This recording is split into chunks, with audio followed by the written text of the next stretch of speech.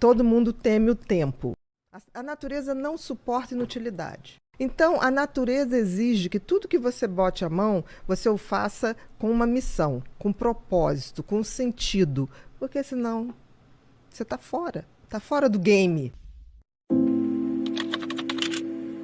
Agora, qual o propósito do ser humano? Porque assim, nascemos todos humanos. Agora, virar ser humano é um processo de construção. Tanto que eu digo no livro que felicidade é verbo.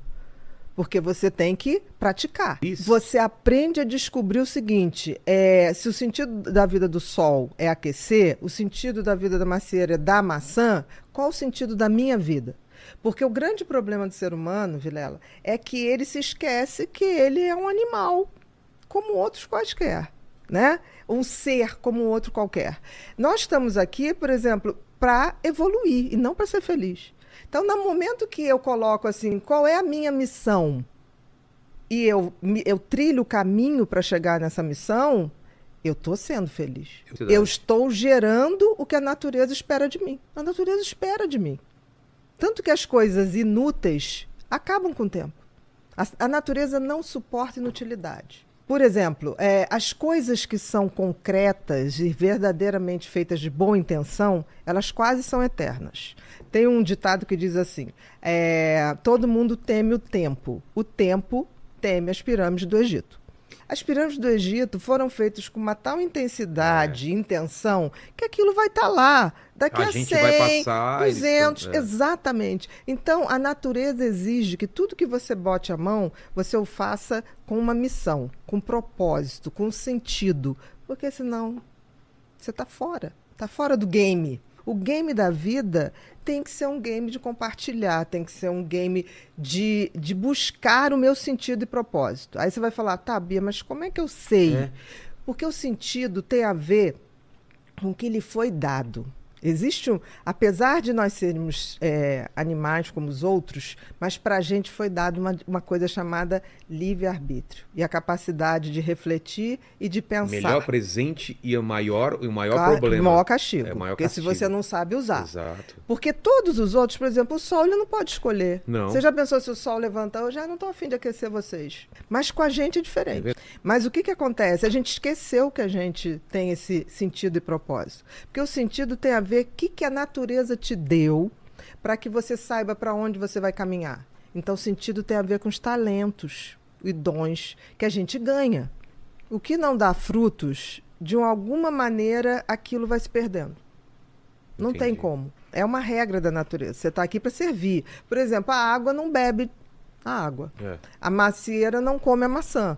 Então, assim, nós temos a obrigação de descobrir o sentido da vida e aí o universo é tão bacana que ele te deu dicas, que é o tal do talento. Ninguém tem um talento por nada.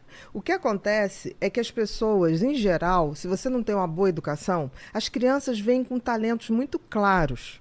Aí o que acontece? Pelo menos na minha geração. Ah, não, isso aqui não faz desenho não, que agora você tem, não vai dar dinheiro. Não, isso você não faz. Hoje as coisas estão mudando, porque tudo é capaz de gerar dinheiro.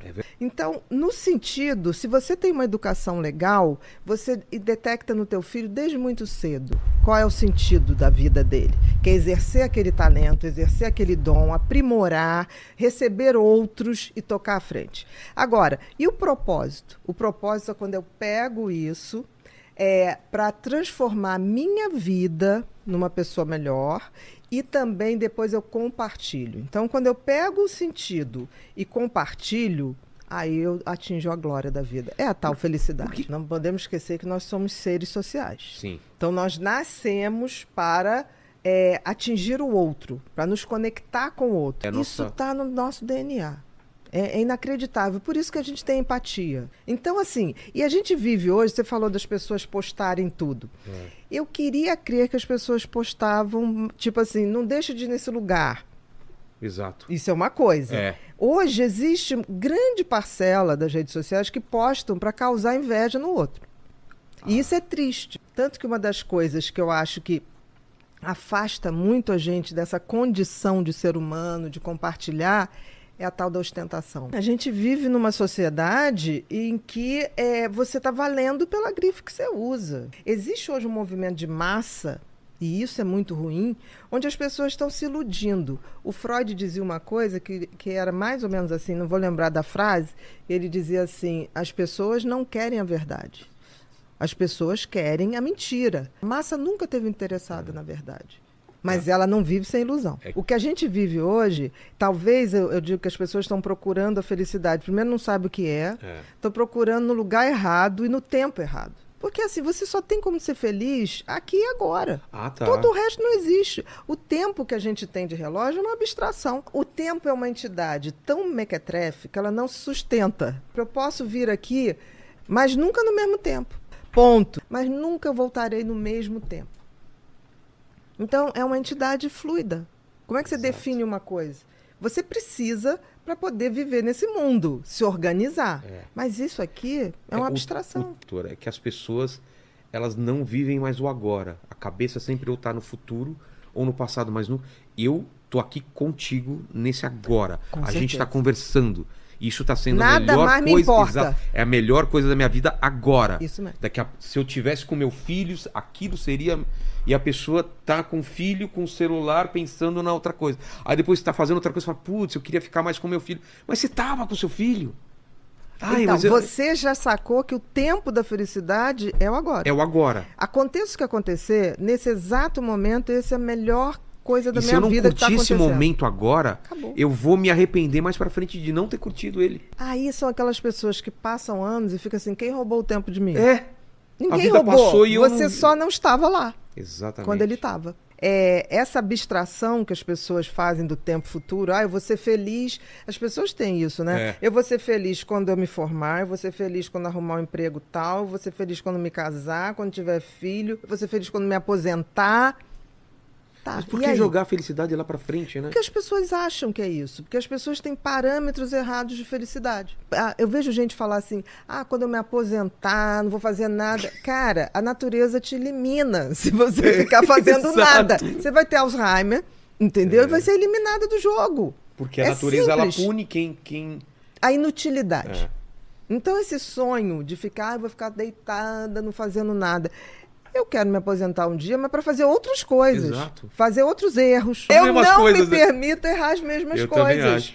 Então, eu acho que as pessoas, por exemplo, por que uma pesquisa que foi feita nos países, no Fórum Mundial de 2018 ou 2016, se eu não me engano, botou o seguinte, a idade mais fácil das pessoas serem felizes é na infância, quando a gente não tem nenhuma expectativa sobre a vida. Te surpreende. Até porque a criança não tem noção de tempo.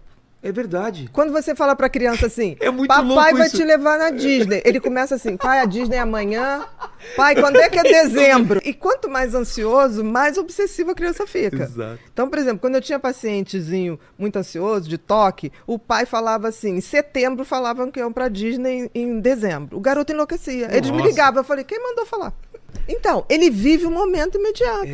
Putz, que legal então, isso. Então, assim, né, a criança não tem essa coisa, ele não tem expectativa. Ela não joga expectativa pra frente, né? Não, ele quer aqui agora. Ele gostou, vamos repetir. Por quê? Dá pra aprender com isso, né? Dá muito pra aprender, porque eles não têm expectativas sobre expectativas que a gente tem sobre eles.